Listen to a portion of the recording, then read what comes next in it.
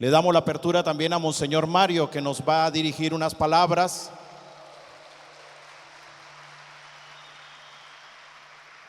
Prestemos atención que el pastor hablará. Nosotros, obedientes, escuchamos. Buenos días a todos.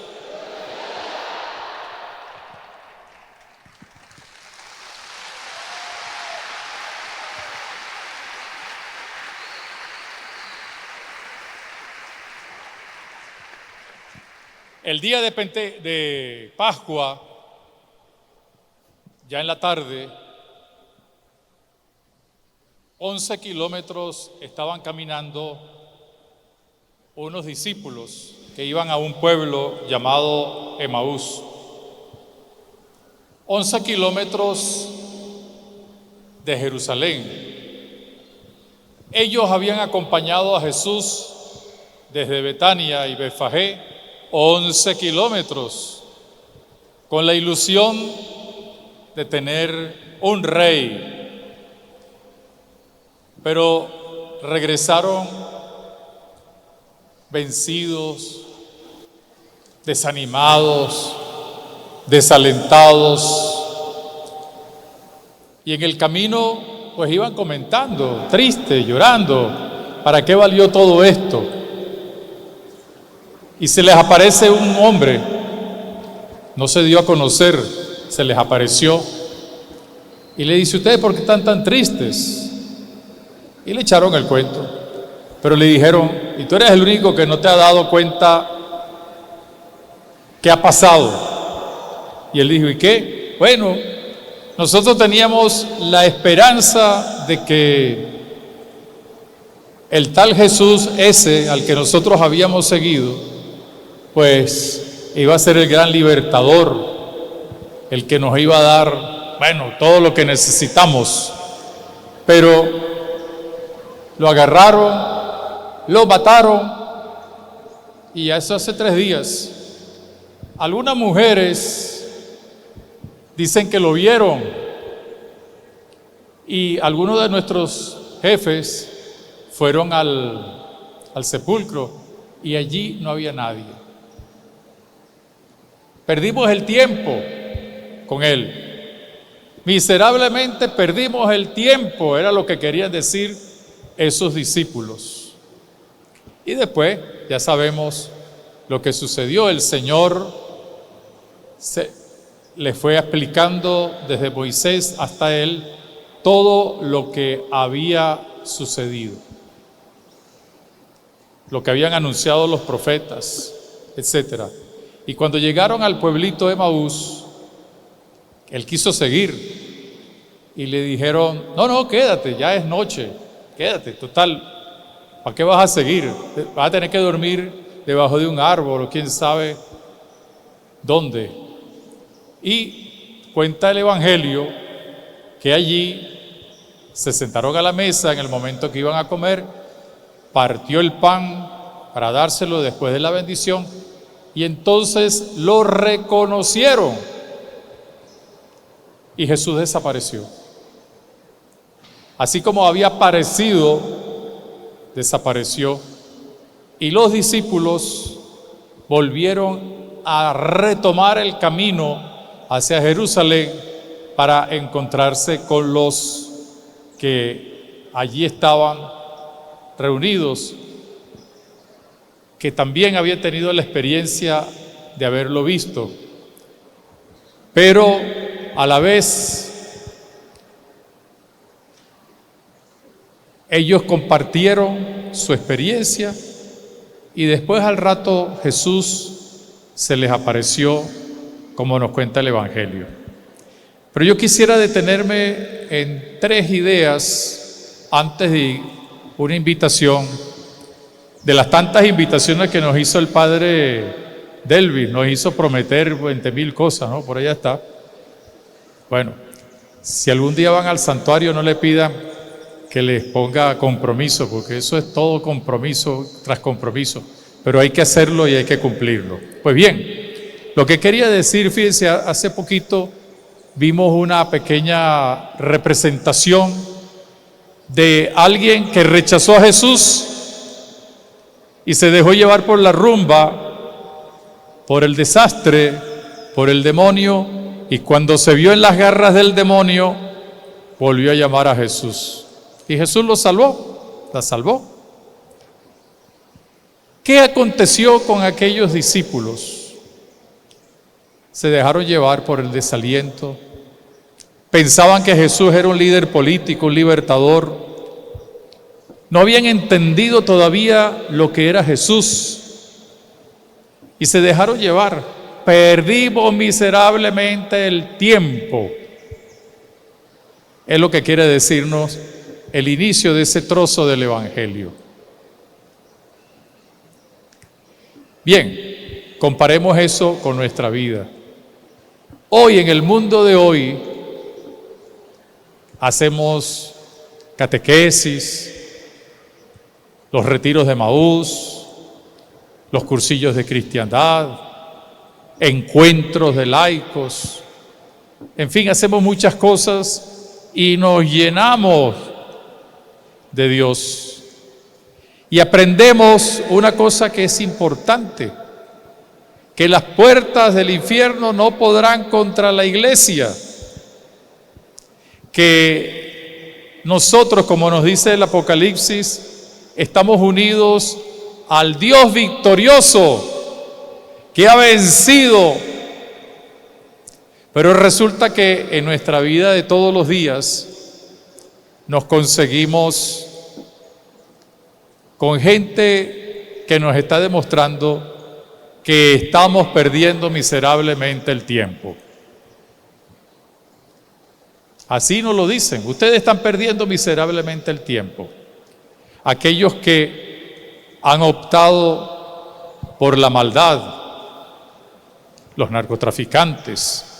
Hay que ver el miedo que le tenemos a los narcotraficantes y no los denunciamos y nos quedamos callados. A los que venden las personas y nos quedamos callados. A los que matan a las personas y nos quedamos callados. ¿Cuántas personas, verdad? Frente a los que mataron hace poco en Texas y en México, inmigrantes, algunos del Táchira, han alzado la voz. ¿Saben lo que suele decirme a mí mucha gente? Dice, qué tristeza a donde hemos llegado. No hay que decir qué tristeza. Hay que decir, vamos a luchar. Pero el demonio se nos va metiendo, se nos va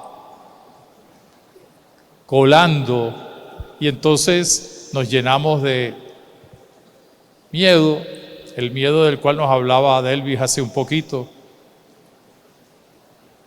de indiferencia.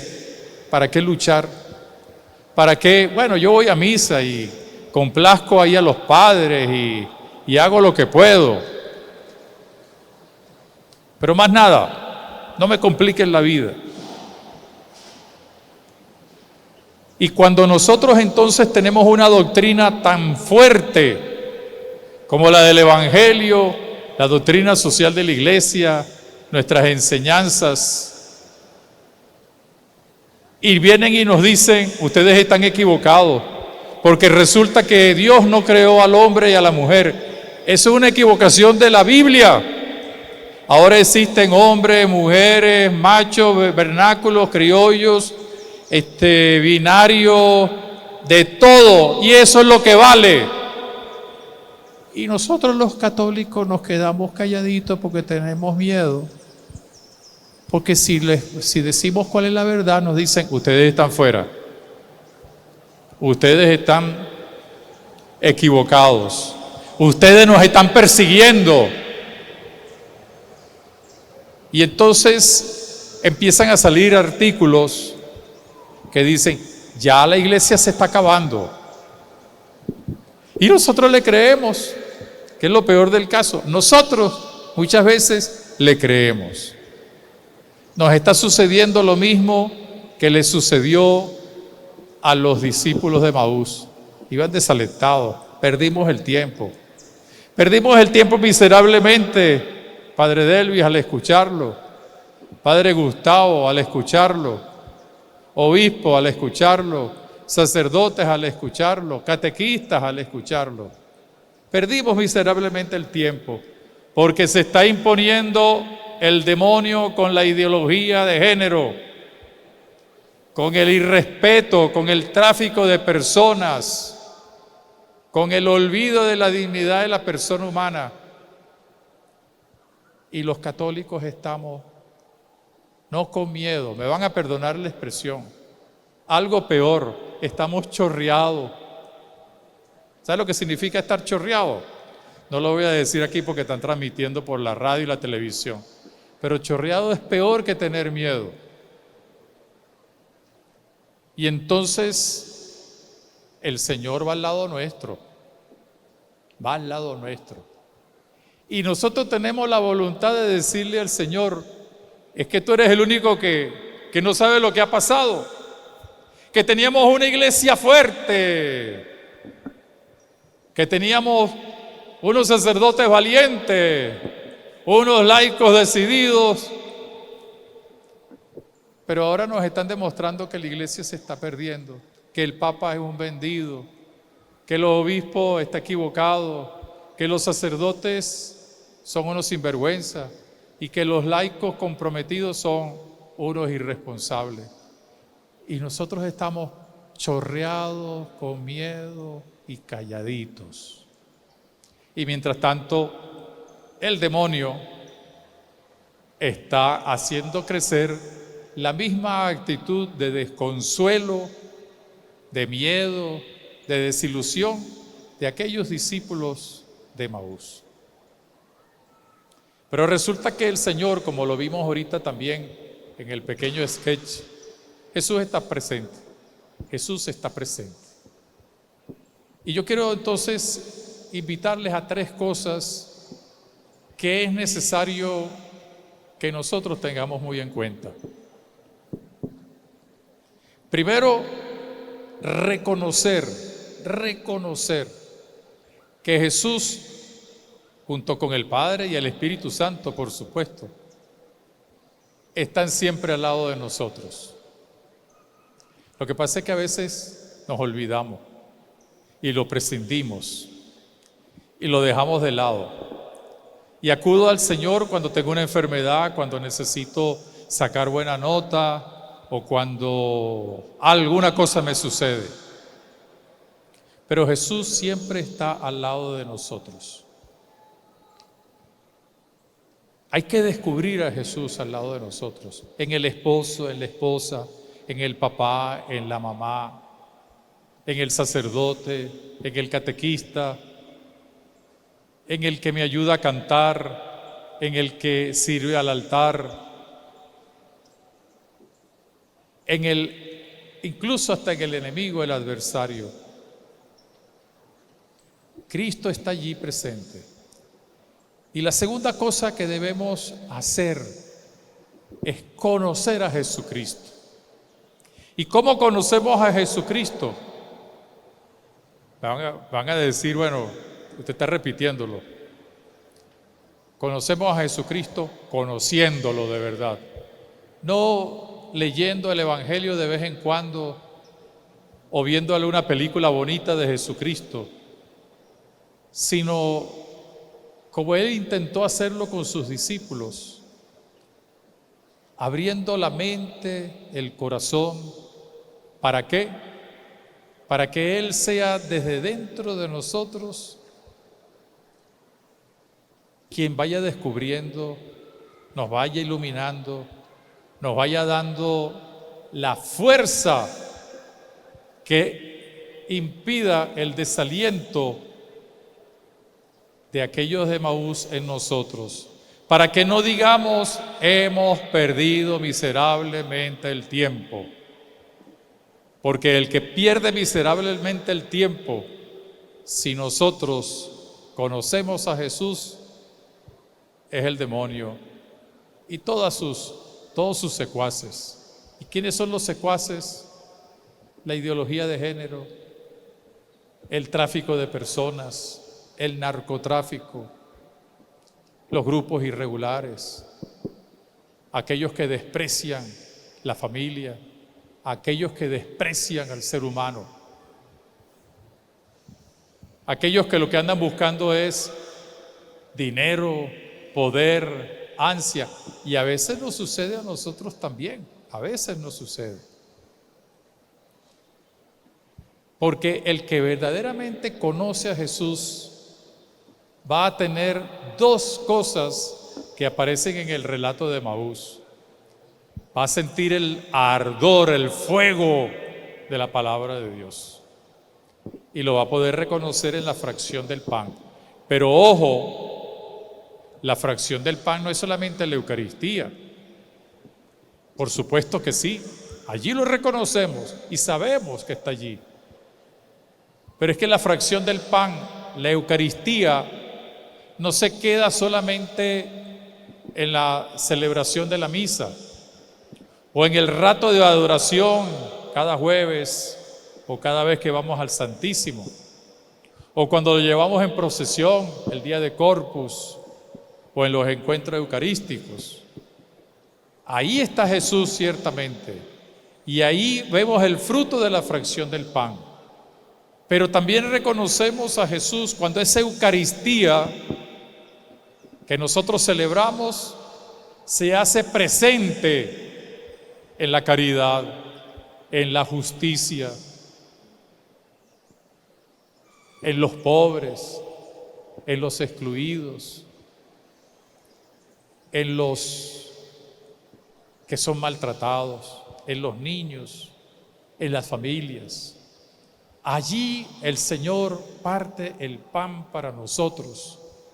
Ese pan que nosotros, como lo decimos en la Eucaristía, llevamos y ofrecemos el domingo, también todos los días, pero de manera especial el domingo, cuando decimos el fruto del trabajo y del esfuerzo de nosotros.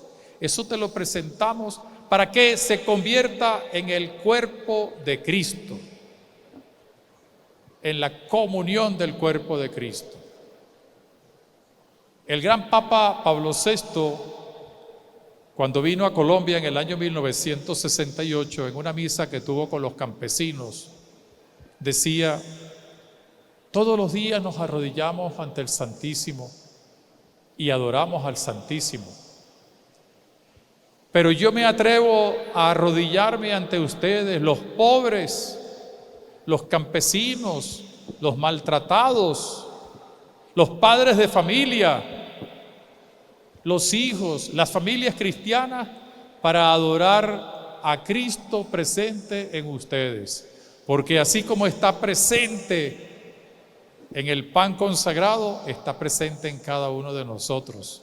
Y sobre todo en el que sufre, en el que es abandonado, en aquel que es despreciado, aquel al que no le dejan entrar en algunos países que se dicen que son más democráticos que nosotros, o aquellos que los botan de los otros países porque ya están cansados de hacer solidaridad, o aquellos a quienes venden a los grupos de prostitución. Allí está presente Jesús. Y todos los días Jesús entonces nos hace sentir el ardor del corazón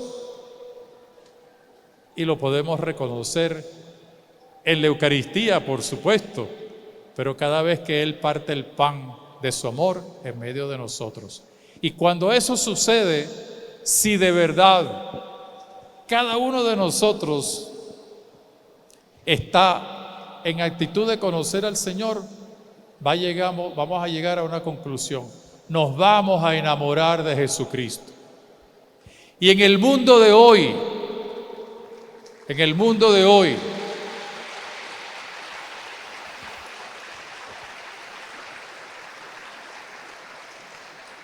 nosotros tenemos una gran responsabilidad y es contagiar a los demás para que se enamoren de Jesucristo como se supone que estamos nosotros enamorados de Jesucristo. Y enamorarse de Jesucristo es entusiasmarse con Él, conocerlo, darlo a conocer y actuar en su nombre. Pero hay muchos católicos que nanay, prefieren las rumbas, prefieren los negocios.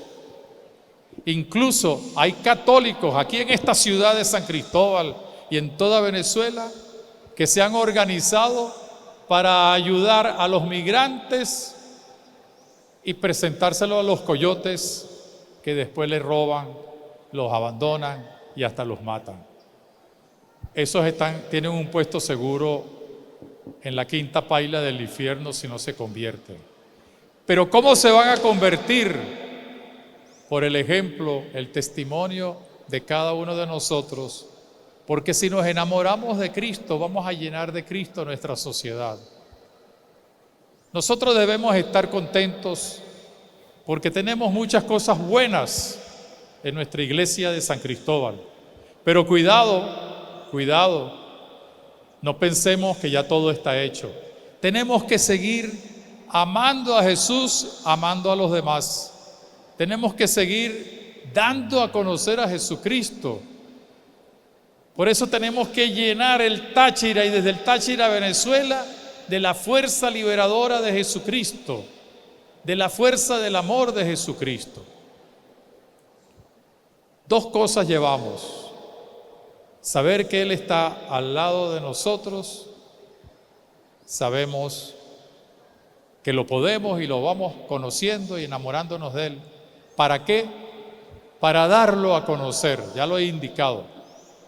Pero fíjense, cuando termina Jesús de darse a conocer, dice el Evangelio que desapareció.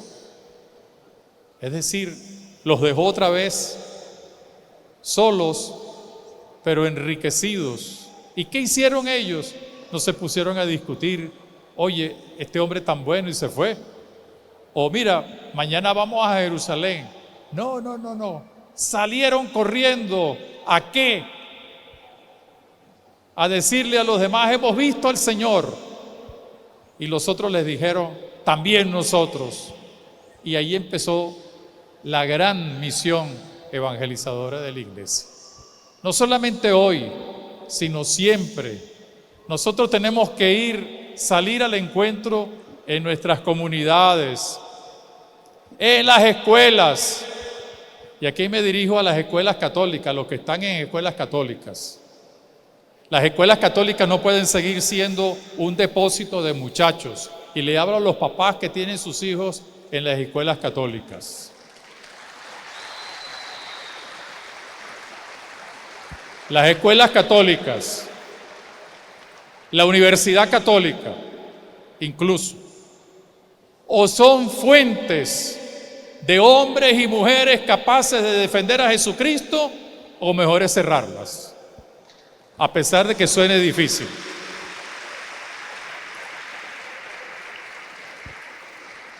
Yo no estoy de acuerdo en cerrarlas, sino en convertir la escuela católica, la universidad católica, el seminario, nuestras escuelas de formación, en lo que era el cenáculo, el lugar del encuentro con Jesús, donde recibieron al Espíritu Santo los discípulos para irse hasta los confines de la tierra a anunciar el Evangelio.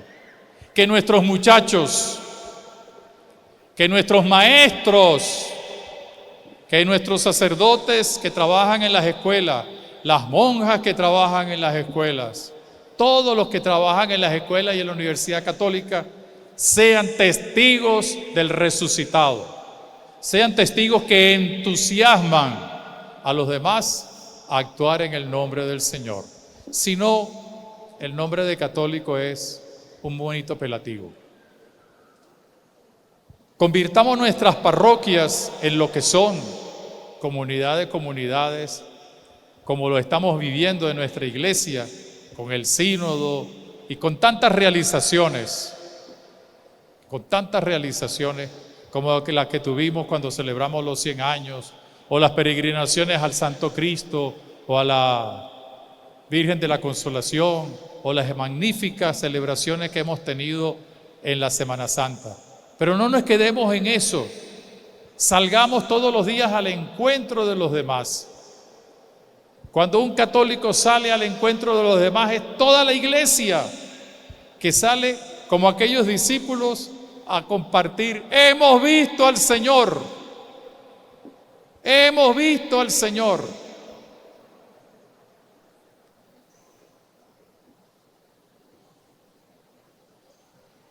Hace un rato el padre de Elvis preguntaba si habíamos visto algún milagro. Y generalmente pensamos en una curación, bueno, en que yo me despierto, en que tengo salud, etc. Pero fíjense, nosotros tenemos varios sitios donde podemos ver al Señor. En la Eucaristía, en los demás y dentro de mí. Si yo no soy capaz de ver al Señor que yo tengo dentro de mí, es porque estoy bien negro de pecado, o de egoísmo, o de indiferencia, o me he vaciado de Dios. Por eso es la importancia de enamorarse de Jesucristo, para dejarlo ver, verlo nosotros, dejarlo ver a los demás, y que los demás también se entusiasmen y yo lo pueda ver reflejado allí. Emaús no es un simple nombre. Emaús no es un simple apelativo de una experiencia de fe, de vida espiritual, que apoyamos, que queremos y que nos está haciendo tanto bien. Emaús es un proyecto de vida,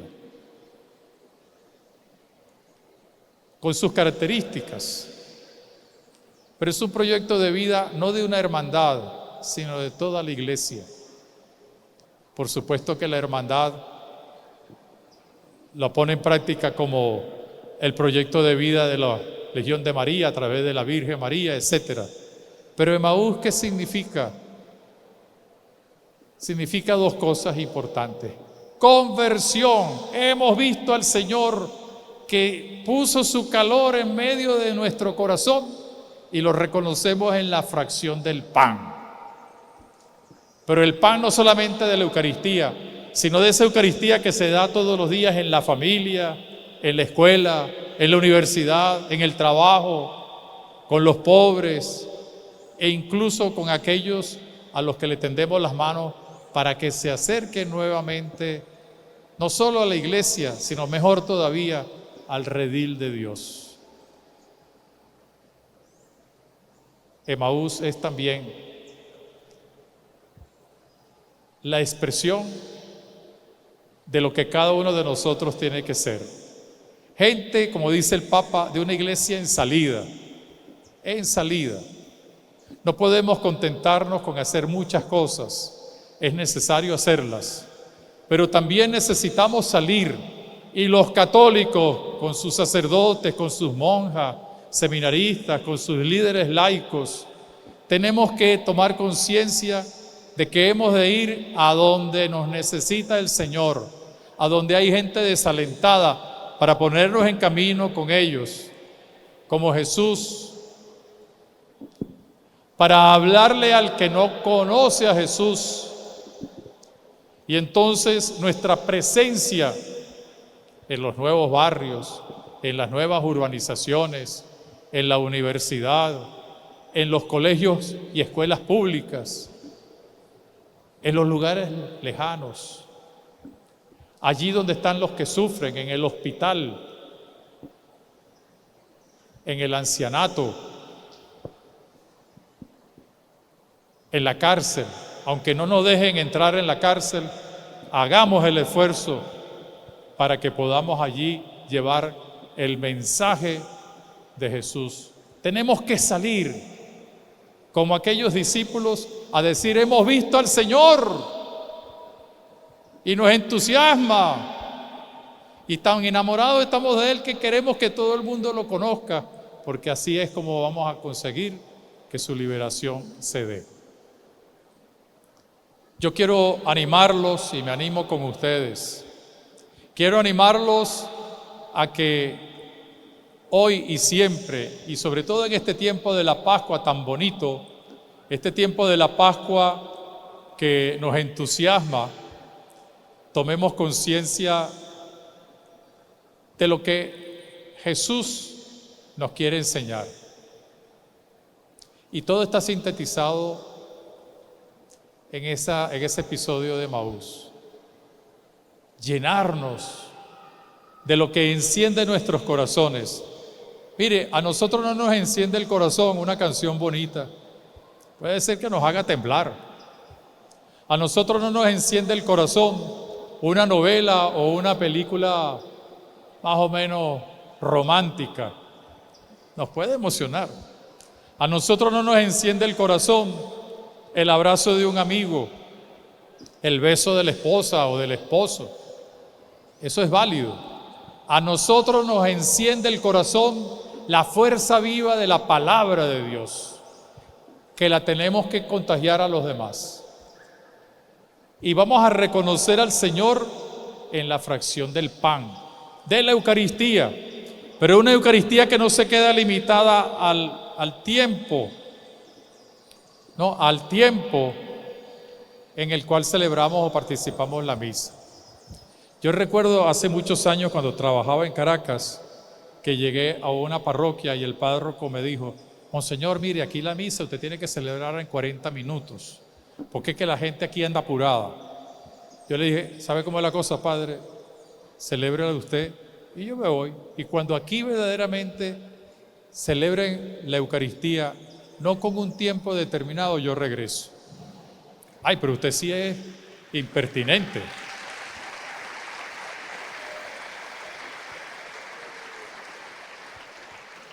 ¿Cuánto dura una misa?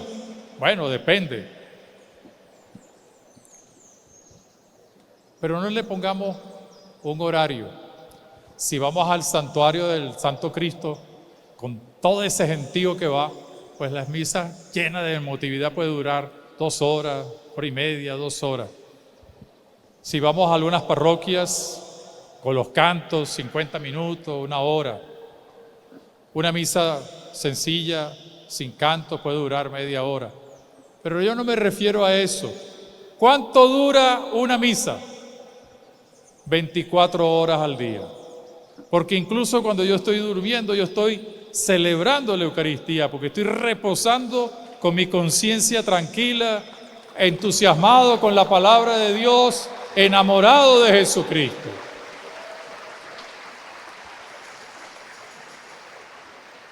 ¿Cuánto tiempo dura la Eucaristía?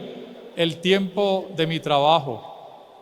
Porque si yo trabajo con honestidad, con ejemplo, estoy entusiasmando a otros con el calor de la palabra a través de mi ejemplo y estoy enseñándole a los demás que yo parto el pan eucarístico en esa honestidad, en ese cumplimiento del trabajo.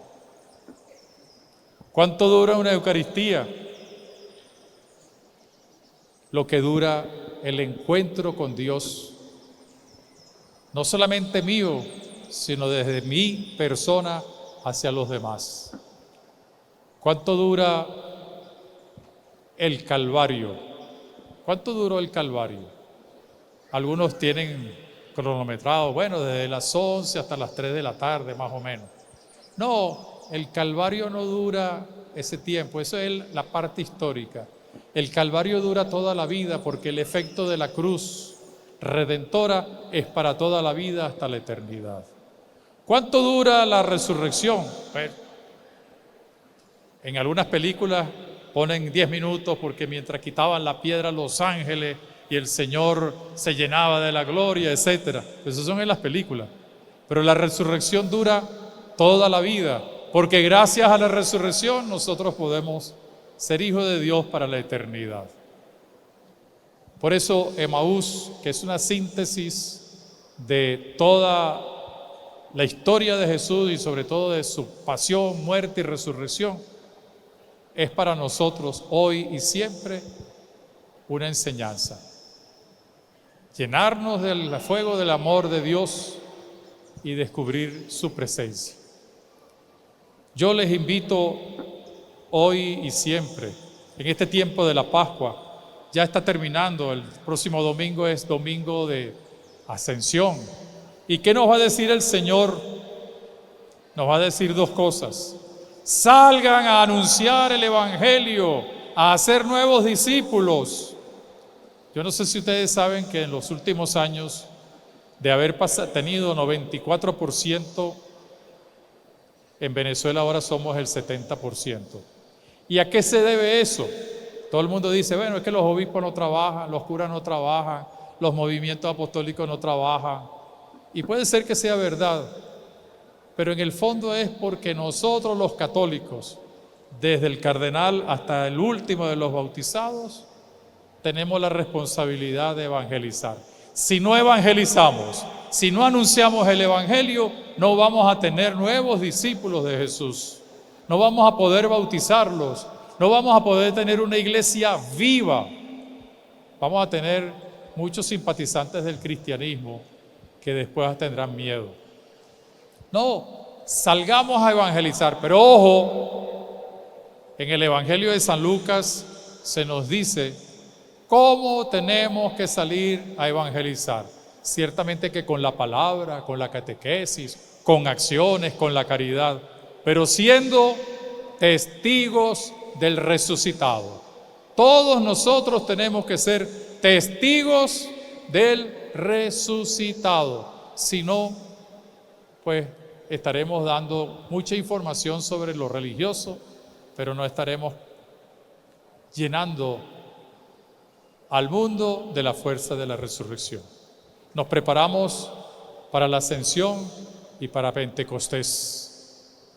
Pentecostés es una de las 3 fiestas más importantes de la iglesia. A veces los católicos nos olvidamos de Pentecostés, porque ahora se ha metido la manía de hacer grandes vigilias, donde hay mucho fuego, muchas canciones incluso no católicas, muchas glorias y muchas aleluyas y todas estas cosas, y después nos olvidamos de que el día de Pentecostés es el día más importante, porque es la fiesta del Espíritu Santo y la fiesta de la iglesia, nuestra fiesta, así como el día de la resurrección, como el día del nacimiento del Señor, que son las 3 fiestas más importantes.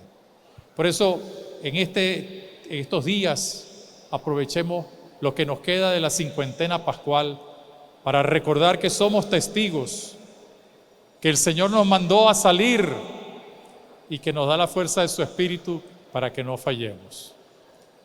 Este año también incluso estamos proponiendo, y los próximos días ya saldrá en las redes para beneficio de todos, el que la vigilia de Pentecostés, o mejor dicho, las vísperas de Pentecostés, que es como se debe llamar según el misal de la iglesia, podamos hacer un retiro espiritual de preparación. En el primer capítulo, final del primer capítulo del libro de los Hechos, dice que María y los discípulos estaban reunidos perseverando en la oración, preparándose a recibir el Espíritu Santo. Ellos no tenían baterías, ellos no tenían música, ellos no tenían shows, ellos no tenían bombos, platillos para recibir al Espíritu Santo, sino perseverantes en la oración. Y es importante que nosotros perseveremos en la oración para conocer mejor a Jesús, para darlo a conocer, para recordar que somos testigos y sobre todo para que la fuerza del Espíritu Santo nos acompañe. Que Dios los bendiga, que Dios les anime y ánimo y adelante en el nombre del Señor resucitado.